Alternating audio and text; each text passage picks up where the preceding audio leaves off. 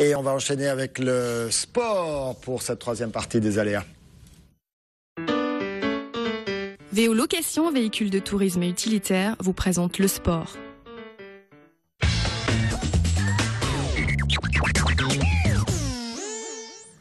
Il fait du basket, elle fait de la Wii. C'est pour ça qu'on les a invités sur ce plateau pour la rubrique sport. Vous, Guillaume, faites quoi? VTT.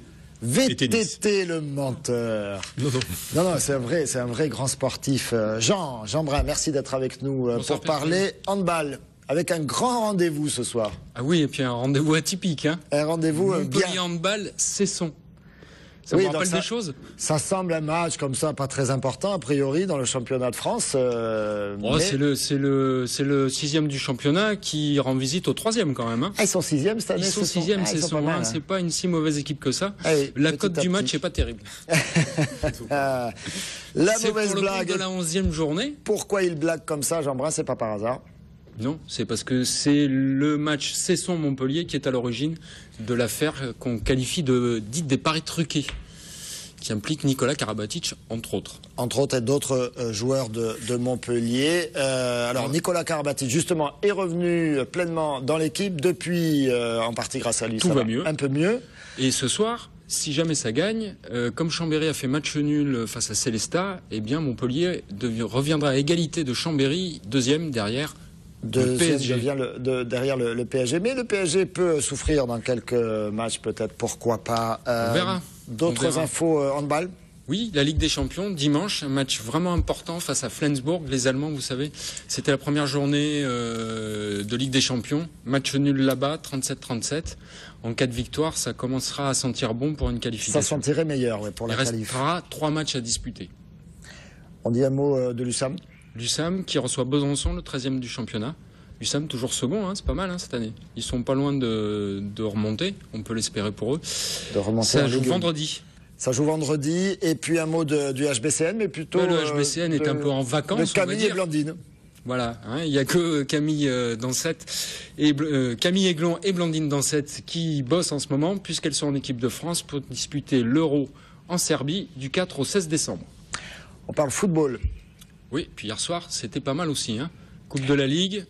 3-2, qualification des Montpelliérains. Pour une demi-finale, 3-2.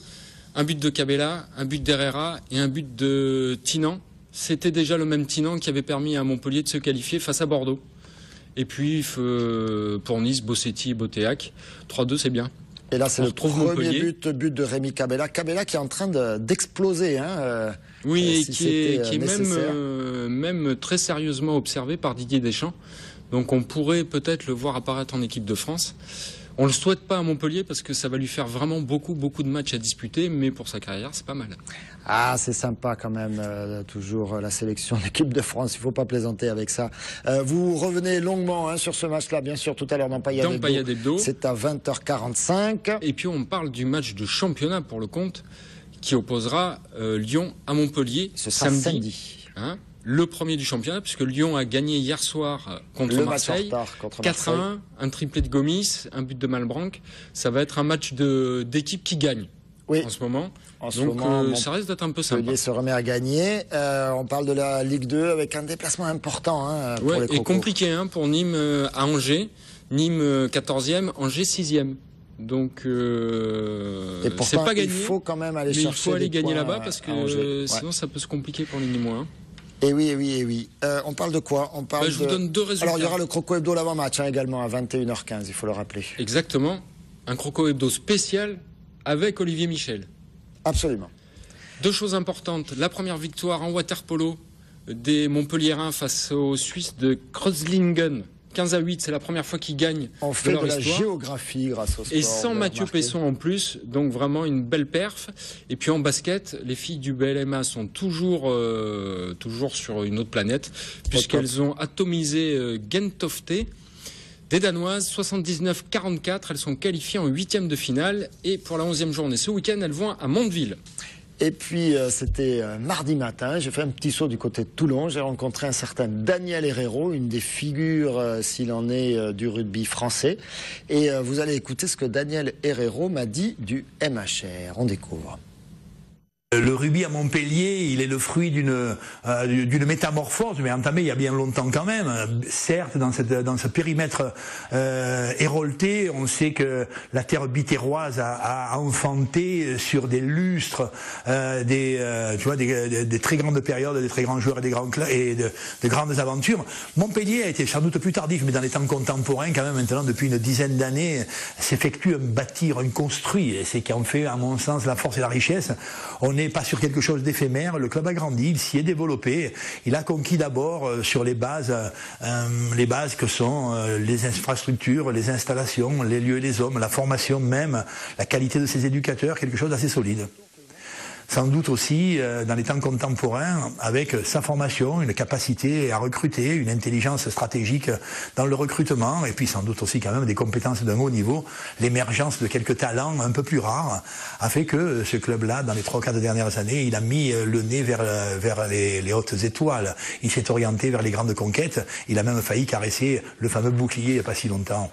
Il y a aujourd'hui à Montpellier quelque chose qui semble à du solide, mais ce solide il est basé à mon sens sur ce qu'on pourrait appeler une morale ou une éthique. Il y a une éthique de la performance à Montpellier. Il me semble qu'on n'y fait pas n'importe quoi. Il me semble aussi quand même que le talent aujourd'hui il est incontestable sur le terrain, avec une robustesse qui permet d'affronter à peu près toutes les dangerosités du top 14. Et sans doute aussi une intelligence à la construction. Il y a à Montpellier quelque chose d'assez rafraîchissant, qui est l'idée que le jeu, quand il est spectaculaire et quand il est beau, il peut être aussi performant. Ouais. Quand il est spectaculaire et quand il est beau, le jeu peut être aussi performant. Est-ce qu'ils seront performants comme ça ce week-end? Ce sera contre eux? On va voir, il y a une grosse parenthèse équipe de France, c'est la reprise du top 14. Le MHR reçoit Bayonne qui est 11e, Montpellier qui est toujours 4e, samedi à 18h30. On va voir si ça continue à sourire. Allez, on ferme cette page sport, on se retrouve pour parler culture.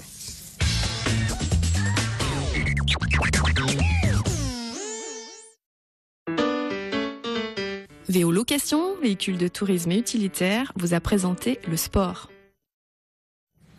Ils l'ont annoncé aujourd'hui, les Gypsy Kings, les légendaires, les seuls, les vrais seront de passage à Arles, mais pas n'importe où. Ce sera dans les arènes d'Arles, carrément. C'est pas forcément un endroit qui accueille souvent les concerts, parce que c'est pas facile d'accès pour les grandes installations, mais ils étaient là, les Gypsy, les vrais, ceux de Joby Joba et de Bamboleo et d'autres tellement grands tubes joués à travers toute la planète. Voilà, quelques chants sur la place devant la mairie d'Arles, et on écoute Nicolas Riet, justement, le chanteur, le leader de ce groupe, et on aura également Claire Antoniazza, l'adjointe à la culture de la ville d'Arles. On les écoute. C'est la première fois qu'on va passer dans les arènes d'Arles, c'est avec un grand plaisir et une grande joie pour retrouver nos amis et tous les gens arlésiens et tous les coins de la région, quoi. C'est la première fois dans les arènes. Ils avaient fait un très grand concert il y a quelques années sur la place de la République. Il y avait eu des milliers de personnes. Et donc, le 27 juin, cette année, pendant la capitale européenne de la culture, ils vont jouer. Et je pense que ce sera un succès extraordinaire.